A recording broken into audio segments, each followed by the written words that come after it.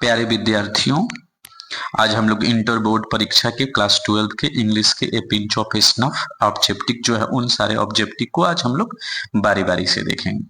विद्यार्थियों, मैं आपको बता देना चाहता हूं कि अगर आप बिहार बोर्ड की तैयारी कर रहे हैं तो एक हमारा पोर्टल है यानी वेबसाइट है यानी brillianteducenter.com, जहां से आप जाकर के आप ऑब्जेक्टिव को पीडीएफ मोड में जो है आप डाउनलोड कर सकते हैं। इसके अलावा वहीं पर हमारे जो है यूट्यूब के चैनल का लिंक्स मिलेंगे और व्हाट्सएप ग्रुप में मिलते हैं, जहां पर आप जाकर के ज्वाइन कर सकते हैं और हमारे चैनल को सब्सक्राइब भी कर सकते हैं। अब विद्यार्थियों, मैं अब आपको धीरे धीरे जो है वो सभी प्रश्नों को आपको बारी बारी से आपको समझाने की कोशिश करूंगा। पहला हमारा सवाल जो दिख रहा है कि नानू काका वाज इंस्टॉलिंग, तो आप नीचे सो आंसर में देख रहे हैं कि नानू काका को कहां पर स्थापित किया गया था, तो आंसर हो जाएगा ऑथर बेडरूम में। अगले प्रश्न की तरफ चलते हैं और प्रश्न जो है correct, the author had taken dash, correct, लेखक जो है वो कितने दिनों की छुट्टी ले लिया था, तो आंसर जो हो जाएगा वो 2 days लीव्स। अगले प्रश्न की तरफ चलते हैं और प्रश्न है कि नानू काका इन linguistic emergency turn into dash, माने नानू काका जब भी किसी प्रकार की इमरजेंसी में होते थे वह किस भाषा में अपने शब्दों को बदल लेते थे, तो ऑप्शन हो जाएगा इसका सी यानी कि मदर टंग। इसके बाद चौथे प्रश्न की तरफ चलते हैं और चौथे प्रश्न की तरफ चलते हैं तो चौथा प्रश्न कहता है नानू काका thought that secretary tit his coldly behaviour because they had not gone in, कह रहे हैं कि नानू काका जो है वो देखने को मिलता है जब सचिव के पास जाते हैं तो वो उनसे नम्रता पूर्वक व्यवहार क्यों नहीं करता है, क्योंकि वह जो थे वो एक छोटी सी कार में गए थे, यानी कि इसका आंसर जो हो जाएगा ए बिगर कार यानी बी नंबर ऑप्शन हो जाएगा। अगले प्रश्न की तरफ चलते हैं, पांचवें प्रश्न की तरफ।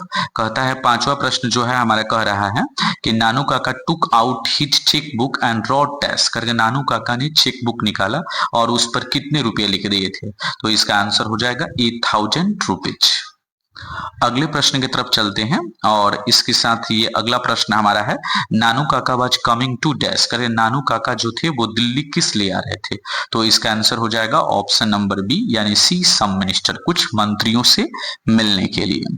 अगले प्रश्न की तरफ चलते हैं, हमारा सातवां प्रश्न है कि Nanu Kaka was authors dash, Nanu काका लेखक के कौन थे, तो इसका आंसर हो जाएगा ऑप्शन नंबर सी यानी कि मैटरनल अंकल।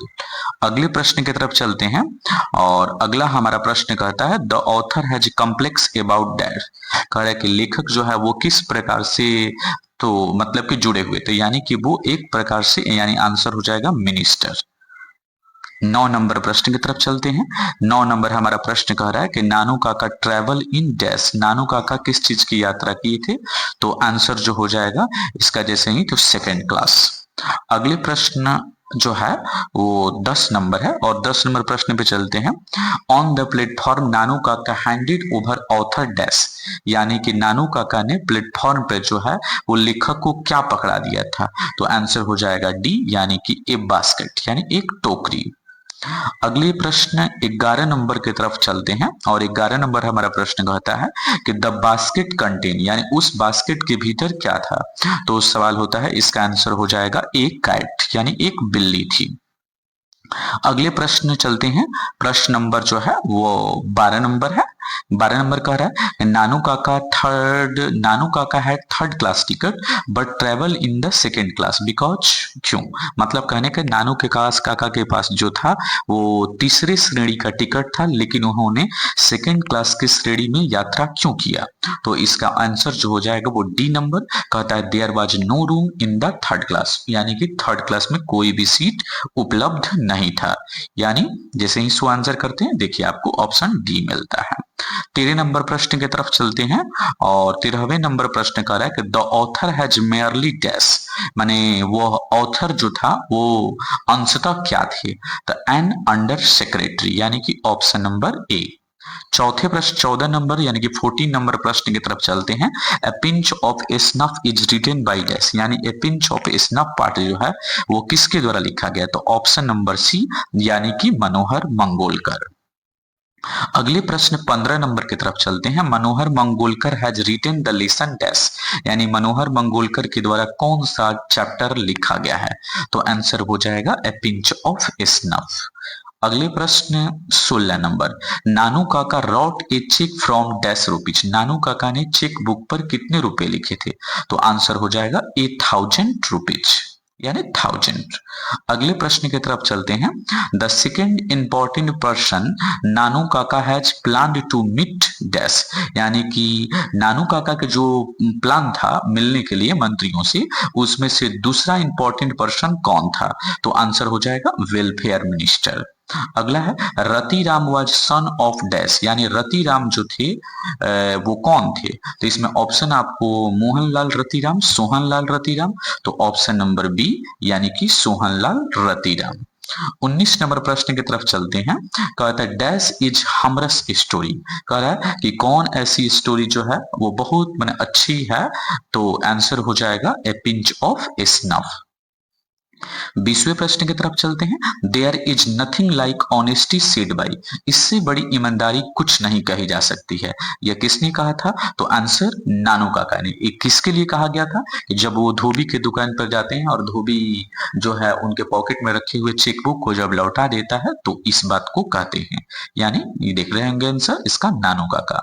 अगले प्रश्न 21 number, dash was coming to visit narrator family, कह रहे हैं कि लेखक के घर पे कौन मिलने के लिए आया था? तो आप पहले ही स्टोरी से सुन रहे होंगे, ऑब्जेक्टिव से आपको समझ में आ रहा होगा कि उनके मामा, यानी उनके मामा कौन थे? तो नानू काका। कह रहे हैं अगले प्रश्न की तरफ चलते हैं। 22 number, dash went to minister in Jodhpuri coat, कौन जो थे जो मंत्री से मिलने के लिए जोधपुरी कोट पहन करके गए थे? तो आंसर जो हो जाएगा वो मनोहर मंगोलकर, यानी कि ऑप्शन नंबर सी। कह रहा है the speaker put in white Jodhpuri coat and dash turban, यानी जो लेखक जो है, लेखक यानी कि वह जो है व्हाइट जोधपुरी कोट पहने थे और उनके सिर पर कैसा टर्बन था? टर्बन मीन्स होता है पगड़ी, तो यानी आंसर जो हो जाएगा ऑरेंज कलर, यानी ऑप्शन नंबर ए। अगले प्रश्न की तरफ चलते हैं। Nanu Kaka was stay for dash, Nanu काका वहां पर कितने दिन के लिए रोकने के लिए आए थे? आंसर हो जाएगा 2 और 3 डेज। अगले प्रश्न की तरफ चलते हैं। 25 नंबर, कहता है dash inform the under secretary about Nanu Kaka visit, तो आंसर हो जाएगा इसका मदर। कह रहा है Nanu Kaka was related to mother's narrator as he was mother's dash, यानी नानू काका जो थे वो लेखक से संबंधित थे, ही वाज मदर्स माने उसकी माँ के क्या थे? तो वो भाई थे, यानी ब्रदर। करें आगे प्रश्न की तरफ चलते हैं। 27 number, dash is main character of the story A pinch of snuff, यानी पिंच ऑफ स्नफ स्टोरी में मेन कैरेक्टर कौन है, माने मुख्य पात्र कौन है? तो वही आंसर जो हो जाएगा वो ऑप्शन नंबर सी, यानी कि मनोहर मंगोलकर, या उसे आप नानू काका भी कह सकते हैं। ये दोनों ऑप्शन मैच करेंगे आंसर में। Nanu Kaka has unique quality telling dash, Nanu Kaka की यूनिक क्वालिटी क्या थी? तो सबसे बड़ी कि वो बहुत ज्यादा झूठ बोलते थे, यानी ऑप्शन नंबर सी। अगले प्रश्न की तरफ चलते हैं। Nanu Kaka handed over a cheque of 1000 rupee to dash, Nanu Kaka ने थी 1000 रुपए का चेक जो है वो किसे पकड़ाया था? तो आंसर जो हो जाएगा धोबी।